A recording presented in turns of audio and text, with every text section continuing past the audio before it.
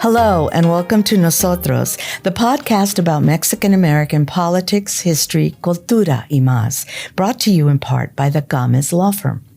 I'm your host, Elaine Ayala, Metro columnist for the San Antonio Express News. My guests today are Lyn-Z Andrews and Armani D. Andrews. They're drag sisters, and we'll get to that later. Lyn-Z is one of the most recognized drag performers in the city, in San Antonio. And I heard Armani speak earlier this year on the first ever panel about the drag community that was part of DreamWeek. It was called Dreaming in Drag. We'll talk about that too. Welcome to Nosotros. Thank you for having us. Yes, thank you so much for having us. I'm so glad to be here. Before we get to questions, I like to play a little game of this or that with my guests. Feel free to answer in any way you want. Are we sure? I'm sure. Like, the floodgates are about to open, okay. So. And you're welcome to respond in English, in Spanish, or Spanglish. I welcome all. Okay, here we go. Lindsey Graham or Mitch McConnell? I plead the fifth. Okay, I was just gonna ask, who are they? They can't sit with us. No, they can't. They can't sit with us. Neither one. Okay, it's just no. Yeah. Trixie Mattel or Bianca Del Rio? 100% Bianca Del Rio. 100%. Oh, she is the number one. Although I love Trixie. Trixie's makeup is immaculate. She's a great singer. She's really, really great at what she does.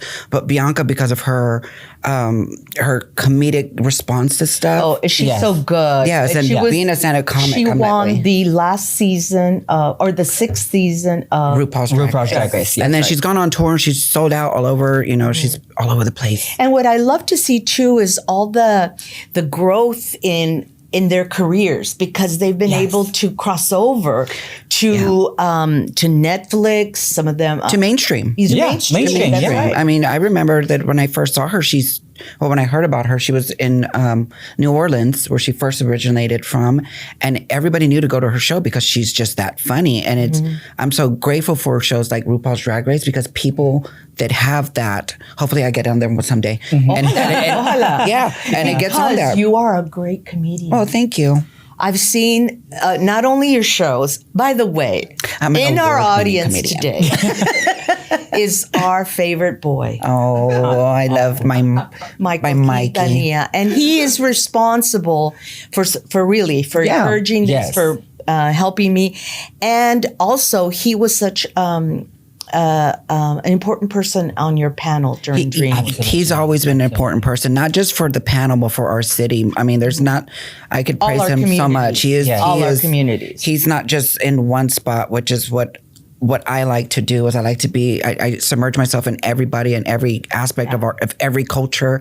I want to know, I want to learn, I want to be there, I want to support. I support those that support me, and Michael's just been one of those people that has always, and I'm eternally grateful for our friendship. Yes. I mean, me too. I'm with you. Yeah. And for me, I didn't meet Michael, or I didn't know about Michael until we started doing DreamWeek, and then having dinner with him, and then just like seeing how he orchestrates everything, how so organized he is. Orchestrate is a good word for what Michael does. He's very orchestrated. He's also kind of orchestrated my life, and I let him. Yeah, I let him. Same, sis, same. And it just seeing that it just like. And then meeting him in person is like, oh, okay. So putting a face to the name is so amazing, and knowing him is just like. The suits match the personality. Exactly. It was like, sometimes I would see this person walking around with these big old hats and things like that during PS, and I'd be like, who is that? But then it's like you get to meet the person. The couture, you get to meet the person, and it's like amazing. Yeah. Okay, a couple more this and that's. I love how this is going. Live vocals or lip syncing? Well, see, I'm not allowed to sing live due to my record label contract, because Really? because I can't sing for nothing. So lip sync. Excellent. I would say lip sync too, because as my sister says, they pay me to lip sync, not to sing live. But what is your favorite song to lip sync? Well, it depends on my mood. But as of right now, gosh, which one has it been? Get the Party Started from Shirley Bassey has been like on my playlist that I've done. Like, sorry everybody that they've seen like this past week. That I just like. That's it. I don't know. It was classy, but yeah, it has that oomph to it. Yeah. You know what I mean? How about you, Armani? So for me, again, depending on my mood, Gloria Estefan, anything Gloria Estefan, Absolutely. I'm with you. Something that I'm just like, gets you up to dance. Yes, That is just her. She's Okay. period. Yeah. Drag capital of the world. San Antonio. San Antonio, Of the United States. San Antonio. Of Texas, San Antonio. Okay. Easy Easy? peasy. Yeah. All right. Here's the universal question I ask everybody. Corn or flour? If I'm on a diet, both. I was gonna ask this. When is that? It's Lent. Lent. That's right. But I had flour this week. Well, I didn't give up tacos. I gave up drinking, so I'm good. Oh, okay. I did 1 year give up tacos for. Oh, Lent. forget it. That you It can't was do the it. hard. Well, I gave up flour, and it was the hardest thing because every little thing had Has flour in it, and I was yeah. reading everything good. Needless to say, I did not last that long during Yes, Lent for it, so I just changed Jesus it midway to something. understands, Well, of course he and did. then the Pope just said recently, like, don't give up something. No, you do love. something kind. Yes. Do something, Yeah. which is Do exactly some what I've been service, trying to do. all that. Exactly. So I believe in that. Yeah. This is service. Yeah. This is service to Yes. my community. I did love how the Pope did say, it's if you eat fish doesn't make you a saint. If you eat That's chicken right. doesn't make you a sinner. It's what you do and how you present. I'm not going to quote it because it's not exactly the same way, but around those lines. And that really resonated with me because we're both Catholic. This is the first year we haven't We haven't gone we to didn't go get Lent ashes, together. yes. We went separate times, but it's Tash Wednesday. Ash Yeah. Wednesday. Oh, yeah. It was the first year, and That was our tradition. That was a tradition we started that's as so sisters. Was every beautiful. Ash That's Wednesday so we would go and together. get our ashes together. 7 Okay, years. this is so beautiful. Okay, some in the audience, in my audience, may know a little about drag, maybe even fans of it. For others, all that they know is 2 movies that are some of my favorites, Mrs. Doubtfire and The Birdcage, which I can watch over and over again. And they were both Robin Williams films. Yes. But they're stereotypes, right? They're stereotypes of. So let's start here. Talk about drag as performance, drag as community. Take it from there. Well, to me, drag is, it is. It's not to me. I think every drag performer could sit there and say, it's an art form. It's what we do. For some people like us, and I can freely talk that way because drag opened up the doorway to find out who we are. We're trans entertainers that happen to do drag, which is, and it's funny because even in our community, some people look down upon that. They're like, well, you're not really trying because you're women.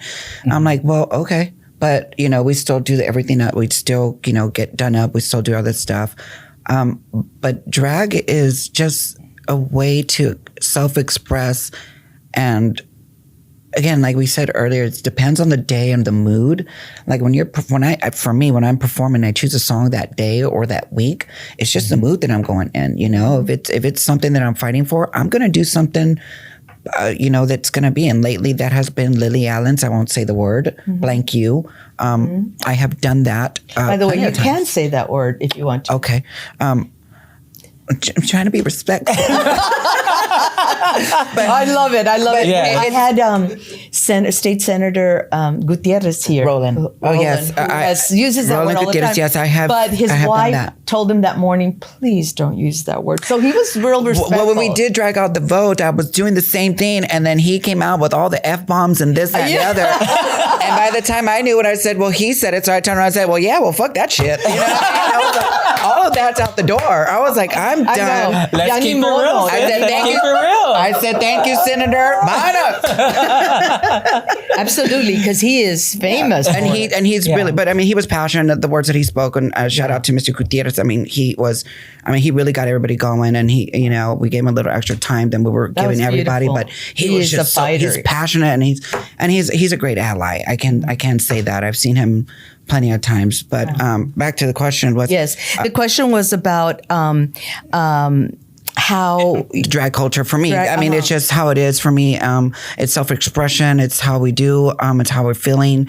For me, like I said, it just depends on the moment in time, and things are tough for us right now. So you know, it's just how I do it. But and so for me, so when I think about drag, I think of, you know, a RuPaul lyric where it's like, you know, where she says we're all born naked and the rest is drag, you know, because that's pretty much what it is that it is, you know, whether you're wearing, you know, a $500, you know, dollar suit, or you're wearing, you know, a $20 suit, you know, from, you know, Goodwill. It's whatever makes you feel good. It's what makes you feel good. It's what makes you express yourself. This dress is from Goodwill, and I absolutely love it.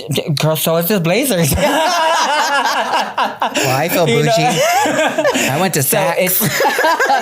So and in being a trans entertainer, I wouldn't say it's more difficult, because something that I learned very early on from our drag mother is that Erica Andrews. Yes, Erica Andrews. Pay homage to Erica always.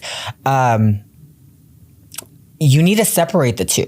Mm-hmm. You know, and that was something that I learned when I started my transition and becoming a trans woman, is that Armani J. Balderas is totally opposite from Armani D. Andrews. Mm-hmm. You know, Armani D. Andrews is a persona. Armani J. Balderas is who I live with every single day. Mm-hmm. You know, so what it has taught me that, you know, there are things that Armani Andrews can do that Armani Balderas can do. You know, Armani Andrews can go out there and, you know, get naked, you know, during a Melissa Etheridge number. And you know, not very Catholic, sister. The Pope said I could. Okay. Service. Yeah, there you go. So it's like, you know, those kinds of things, you know, so it's a way to you know, kind of let your feelings run wild, let your feelings loose, be who you truly are, and a way to express yourself. Yeah. You know, not conforming into a box of what everybody else in society feels that you need to be. I want you both to talk a little bit about how the concept of being sisters and your own mentor or leader, your family. Talk about that a little bit. So there are people that don't know. Yeah. So basically what it is, it's so in the gay world, especially in drag community, we have a chosen family.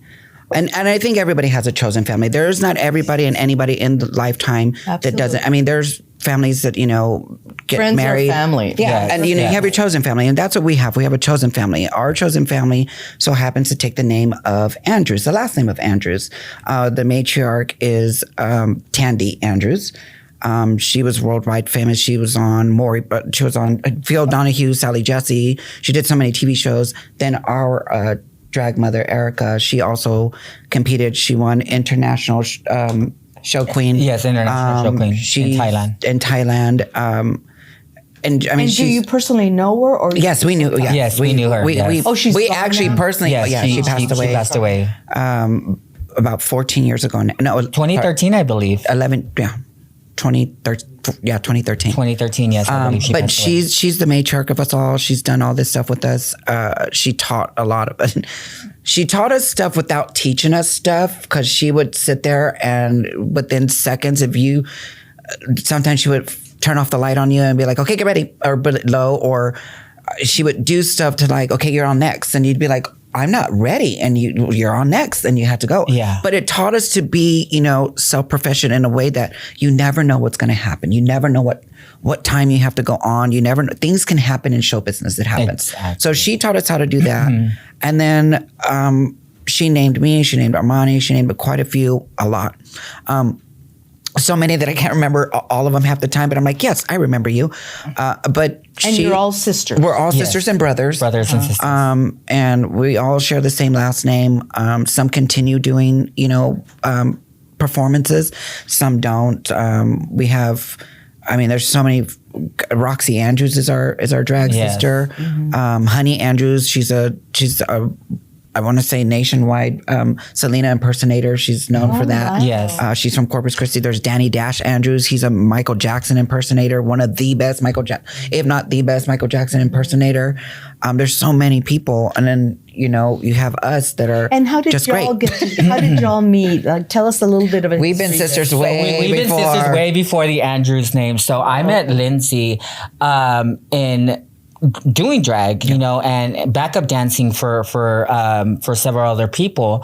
And there was one night, and if we have some time, I'll talk about my own personal recovery journey. But there was a night where I was heavily into my addiction, and Lyn-Z just snatched me up and she said, "Nope, bitch, you're coming with me, and this is what we're gonna do, and this is how we're gonna do it." And she basically took me into her house. It was her and mom, who we call mom, her biological mother, and they just basically loved me unconditionally. And that was the start of our sisterhood, and that happened about 25 years ago. And now you help people in recovery, right? Yes, Sure yeah, does. yes, And I do. I'm extremely proud of her. Like, when you hear her story, I'm not one to sit there and tell people how I feel, because sometimes I think that if I do that, it kind of makes them feel like, okay, well, now I can mess up. And I'm very stern and stuff. I'll throw a little thing like, "All right, you look good," or "You're doing great," you know. But every now and then I do throw that, "I'm very proud of you," and I am extremely proud of you. I love you. You know, to see her story, and that was the reason why when I did my DreamWeek event, it was important for me to have her share her story, especially for a Latin woman to come up, a Latin trans woman to come up and say, "This is where I was, and look at me now." Yeah. You know. Well, tell us what you do now. So right now I am a youth peer coach and the telehealth coordinator and the Spanish language family coach for Rise Recovery.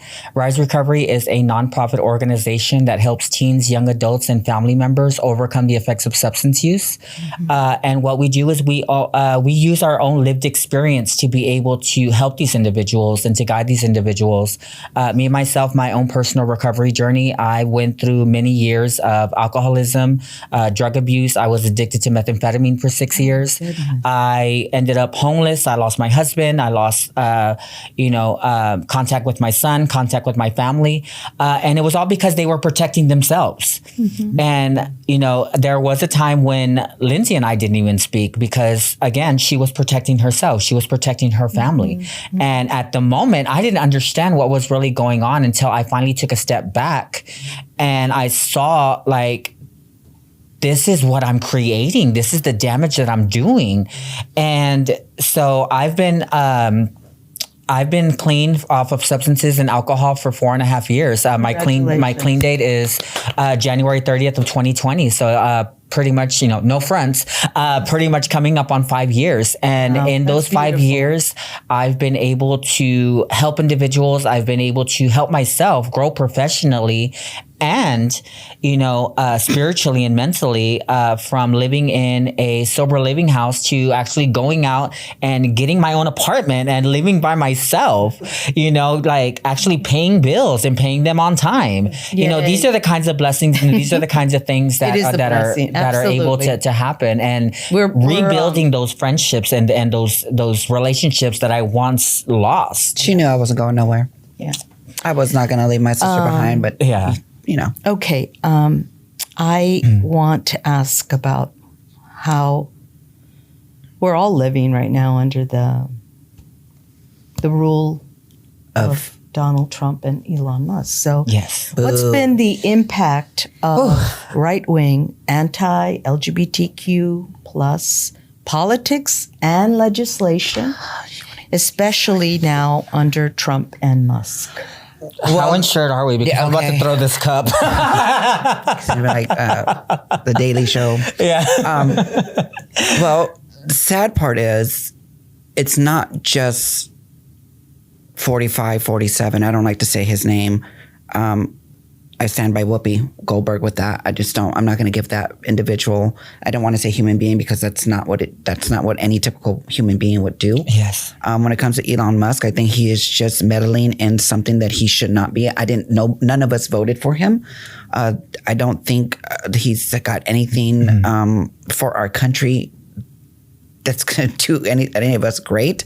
And I have to shout out to all the people that have been boycotting him because they have made him lose his net worth, substantially. I don't want to say number because then, people fact check, but some of them need to fact check. But when it comes when it comes down to it, it's not, I personally believe it's not so much him, it's who he has around him that is doing stuff. Take, for instance, our Texas governor. Him and his minions here in the Texas legislation have bills that, like, there's one proposed to make being a trans person illegal, a felony, meaning that just your existence. Yeah, just our existence. just they're trying to, like they said, they wanted to eradicate us. That's what they're trying to do. They're going to start from the bottom and work their way up. And in order to do that, they want to propose this bill. This bill is going to make us, if it does pass, if it were to get passed, past the floor, it would make us a felony. Now, that being said, they have said also, and as two representatives, so I don't have my phone, two Republican representatives that are MAGA all the way, from what I can tell, said because we have a sickness, because we're mentally ill. Now, if you take that and if you really, really take that into consideration, that means anybody that is in downtown San Antonio that has that is very mentally ill, that is off of medication, not by choice, but because our healthcare is not where it should be. Yes. Our healthcare is something they should be worried about, not what's between anybody's legs or how we play dress up, as they say.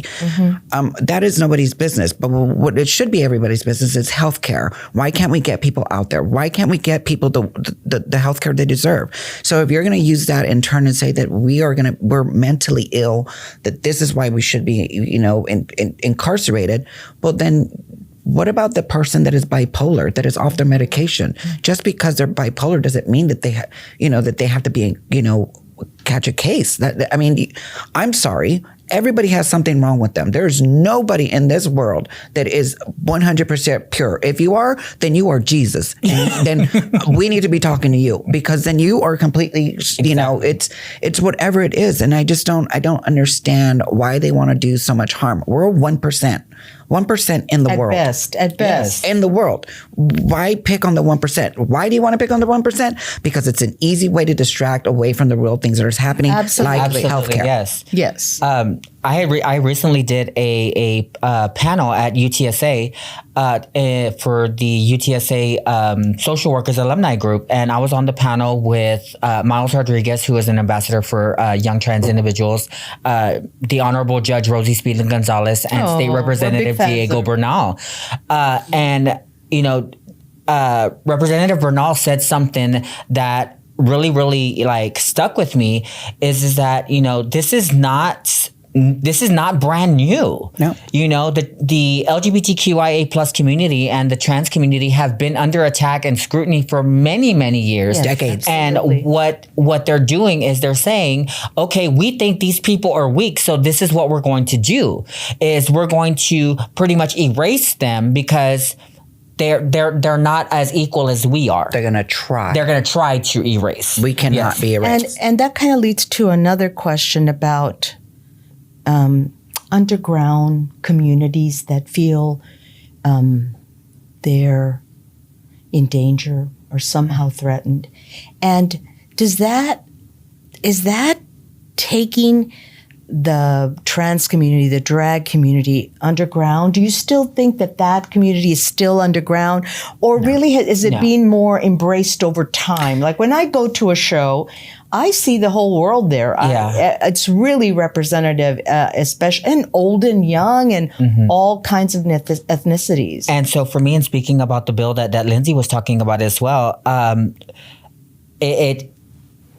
I looked at it, I read some of it, I didn't read all of it, but in just looking at the highlighted parts of what it's trying to say is that I got so upset and scared that I went to my director, my boss, and I was like, hey, if this passes, am I going to be okay? Am I still going to have a job tomorrow? You know, and That's luckily you're going to be A-okay. I know I'm going to be okay because luckily but I there's work. people that don't. Aren't feeling and like that's the part I'm getting to. And And the sad part is, thank you that the fact that I work for an organization who embraces diversity, equity, and inclusion. Yes. They welcome diversity, equity, and inclusion, but not every organization is like that. And, you know, Especially, I think, huge corporations that are removing DEI from their websites. Yes, they're absolutely. ending programs. They're so many. cutting funding, doing this, doing that. It's a lot. It's the ton. I'm saving the dreaming and drag for the end, but this is sort of goes along with the coming out question, and that is, have you experienced or are experiencing hate, perhaps even violence? Girl, we always get hated on. Personally, I want to know about it. I want you to give insight to. well, I mean, girl, you're trying to make me cry. You know, I think we're all of us, especially in the trans community, we are experiencing hate because let's just be truthful. I mean, it's starting in our own legislation, our own representatives that some of us did not choose, but overwhelmingly other people did. And the sad truth is that everybody that voted for these people that they elected to represent them don't have a backbone to stand up to who 45 and slash 47. They don't have that. And the sad part is that everybody's being hated on. It's not just us. We're just a focus point. Give us an example. Well, if you look at people that are Medicaid. I mean, look at that. They want to take away Medicaid, SSI. They want to take all that stuff. How many people in the rural communities do not have that? How many people rely on that? I mean, how many abuelitos, yes, you know, the tias, the tios. Those are the ones we should worry about. The older generation. The older need it. generation that cannot go out there. Now, those are the people that were duped, especially the ones that voted for so-and-so. They were duped, in my personal opinion. That is my opinion. Absolutely. Now, everybody else can take it however they want to, but that is my opinion. That's how I see it. And if you can at least put 2 cents together, you will see it too. And that, you know, unfortunately is, you know. I do tend to, I know our producers always say, you shift around. Don't worry. We do too, but we call it the wiggles. But yeah, I mean, I think that everybody was just duped that way. And, you know, when it comes down to me personally, no, I haven't been. I mean, I'm grateful for this city because we are so You've been embraced. open. And I mean, I've posted the river parades for the city, you know. There's so much stuff that I've done, which I'm grateful for. And I hope to continue to do those things because I don't want to be the first nor the last. Absolutely. Armani, you talked about feeling so embraced in your job, but have you experienced hate or discrimination in some way specific? Absolutely. As a matter of fact, I'm not sure if Lyn-Z remembers this story, but I think I know where you're going. There was a few years ago where I was viciously attacked outside of a bar. I was viciously attacked, and I was basically gay bashed outside of a bar. Is this somewhere you were performing? Yes. I had just finished performing. I had gone out to put our luggage into a friend's car and approached by this car who wanted to buy drugs. Well, you know, I was a greedy addict, so I didn't want to sell nothing to nobody. You know, I wanted to use it all for myself. So I told them no. And then when they found out that I was legally born a man, they got upset. I guess because one was looking at me or whatever. So they got out of their car and began to beat me and bash me. And they bashed me and they beat me to the point where I ended up in the hospital. I'm not sure if you're familiar with the movie American History X, where he puts his mouth on the curb. Oh, well, I do remember that scene. Imagine that, but imagine me like, you know, flipped up. You know, he basically came and kicked in my jaw. When I got to the hospital, my jaw looked like a literal jigsaw puzzle. And I don't like to smile. I don't like to show my teeth or anything like that because it's something that has affected me a lot. And I can't get medical attention to fix it. I have wires and an L-bar right here on the side that every winter it hurts just to even speak. But I've learned to embrace it. You know, do I forgive the individuals? Absolutely. At the time.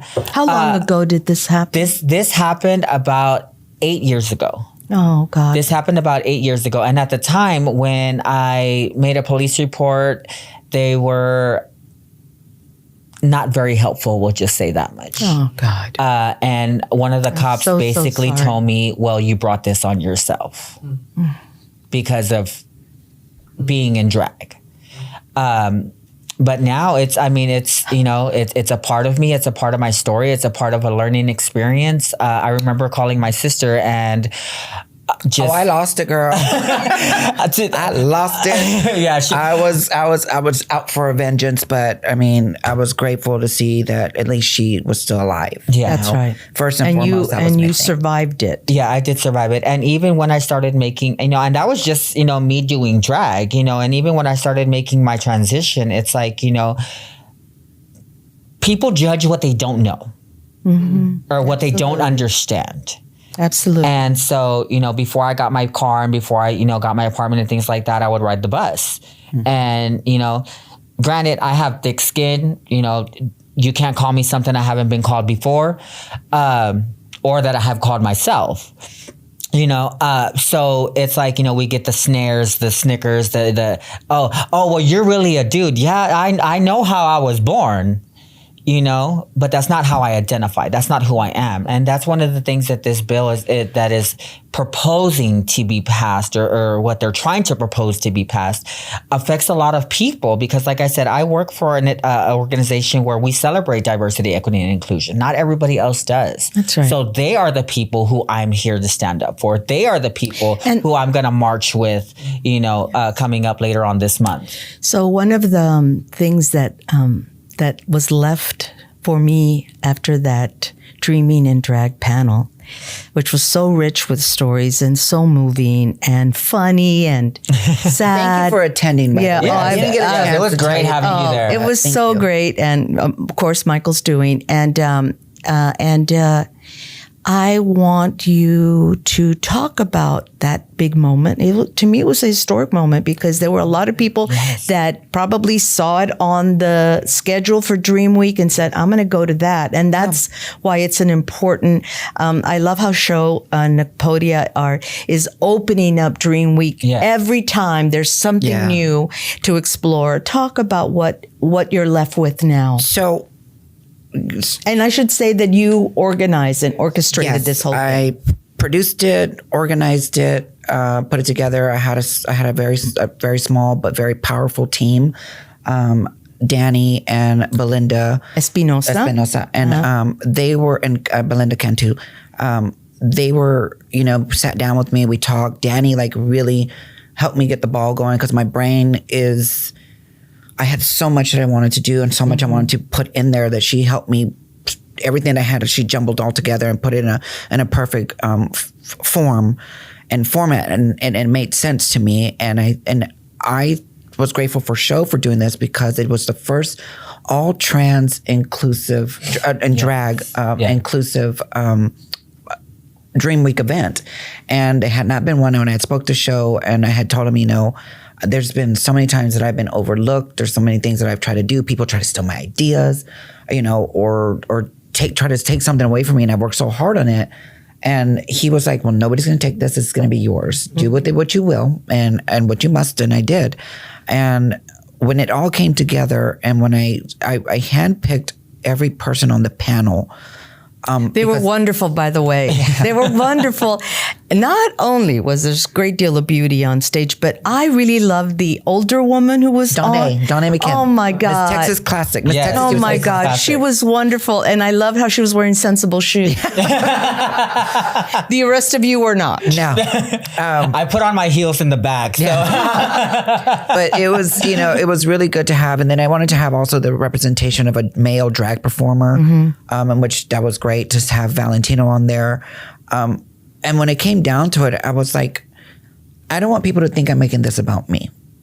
I could very easily MC the whole thing, but I wanted to make sure that it was ran properly, that if anybody had questions, they didn't have to wait for somebody else to ask me after the side. So that's when I had the light bulb that went off without a doubt. I wanted Michael, and I called him and I said, hey, Mikey, would you do me a favor? I have this event going on and so on. And he said, absolutely. Yeah. I need details. And we talked on the phone at least like 4 times, went over the script, did everything. He read the stuff that he wanted. We went back and forth. We jumbled and stuff. And, when it came down to it and when it actually hit that stage, I don't know if anybody noticed, but I was so nervous. This was the first time in history that I was so nervous that I thought I was going to pass out. Because at that moment in time, it was like, it's happening now. This is now. If was a big it's moment. great, if It it's was a big not, moment. and it was just, the whole world. Just It felt that way for us, even in the audience, that this has not been put on before. This is not a discussion we're having as a community. So I hope it happens again with different ideas and different contexts. And we need these. We need the representation out there. Now, nobody's really doing it. And thank you for having us on, because you're letting us represent who we are. Well, I'm glad to do it. And we're running out of time, but sure. I also want you to talk about your hopes. So you can take this one on first. Your hopes, not only for the trans community in San Antonio, the drag performance community in San Antonio, and future discussions like this. So for this, I'm going to go ahead and I'm going to quote Dixie Carter from Designing Women. Oh, I love that character. My hope is that people with power get common sense, and that people with common sense get power. She was wonderful, wasn't she? It is short, sweet, and to the point. But my hope is that things like this don't go away. Yeah. And the only way that things like this are not going to go away is that if we stand together to be able to do this. One of the moderators for the panel that I was on said, there's a difference between an associate and an ally. An associate will say, I'm there with you, sister. But associate, an ally is going to be like, girl, we did it again, in the back of the police car, Yes. So that is the difference between an ally and an associate is that, the allies, I hope that the allies that are out there, thank you so much for being there and for representing and for standing with us. Please stand with us in everything that we do, because sometimes there are some things that they're like, oh, I don't know if I want to do this. Right. We need to stand together no matter what. Yeah. So that is my hope. My hope is that everybody starts to come together and focus on the similarities instead of the differences that are going on. Focus on the similarities of, if this is happening to me, tomorrow it could be you. Absolutely. And who are the first people that they call when they want a benefit show, a bingo, a this or a that? I know. Yeah. I know. They're drag queens. Yeah. Yeah. Thank you. That takes us to my hope. My hope is that everybody that is within arm's reach to hear, listen, watch, pay attention, keep an eye out. And everybody says it, but vote.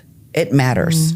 Get your voices out there. And my hope is that, especially now, we have our mayoral coming up. It is coming up. The election's coming up in May 3rd. My hope is that everybody goes out there tonight. I know you won't be able to see it, but tonight I'm hosting and I'm throwing a mayoral forum specifically on LGBTQ. Oh, wonderful.